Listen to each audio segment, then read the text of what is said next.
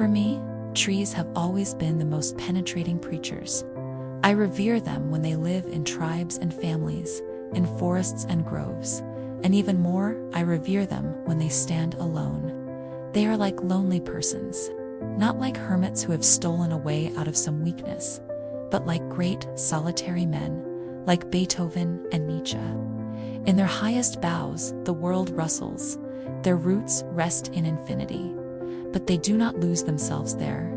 They struggle with all the force of their lives for one thing only: to fulfill themselves according to their own laws, to build up their own form, to represent themselves. Nothing is holier, nothing is more exemplary than a beautiful, strong tree.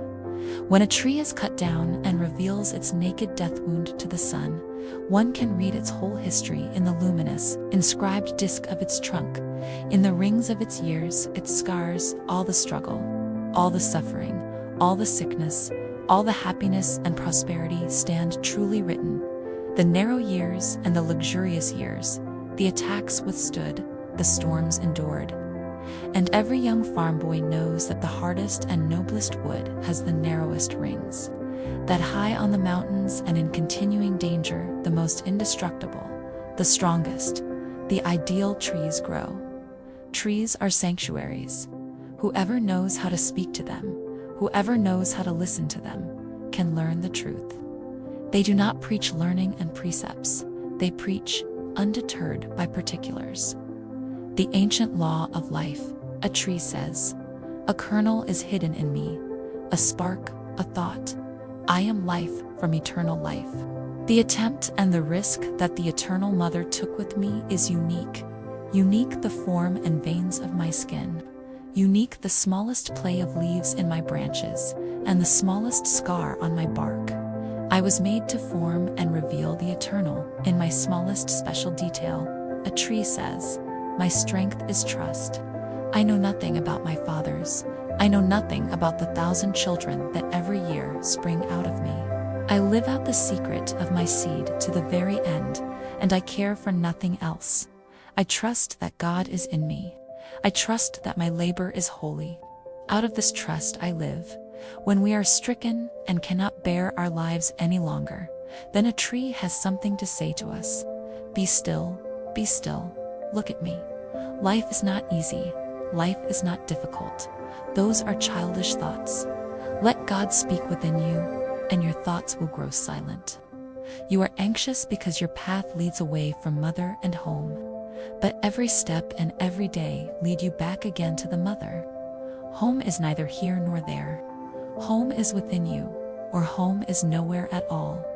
A longing to wander tears my heart when I hear trees rustling in the wind at evening.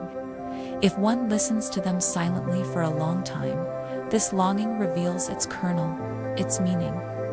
It is not so much a matter of escaping from one's suffering, though it may seem to be so.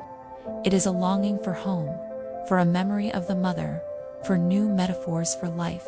It leads home. Every path leads homeward. Every step is birth. Every step is death. Every grave is mother. So the tree rustles in the evening. When we stand uneasy before our own childish thoughts, trees have long thoughts, long breathing, and restful, just as they have longer lives than ours. They are wiser than we are, as long as we do not listen to them. But when we have learned how to listen to trees, then the brevity and the quickness and the childlike hastiness of our thoughts achieve an incomparable joy.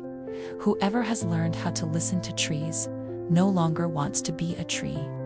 He wants to be nothing except what he is. That is home. That is happiness. The greatest disease in the West today is not TB or leprosy. It is being unwanted, unloved, and uncared for. We can cure physical diseases with medicine, but the only cure for loneliness, despair, and hopelessness is love. There are many in the world who are dying for a piece of bread, but there are many more dying for a little love. The poverty in the West is a different kind of poverty. It is not only a poverty of loneliness, but also of spirituality. There's a hunger for love, as there is a hunger for God. I believe in God, but not as one thing, not as an old man in the sky. I believe that what people call God is something in all of us. I believe that what Jesus and Mohammed and Buddha and all the rest said was right. It's just that the translations have gone wrong. The possession of knowledge does not kill the sense of wonder and mystery. There is always more mystery.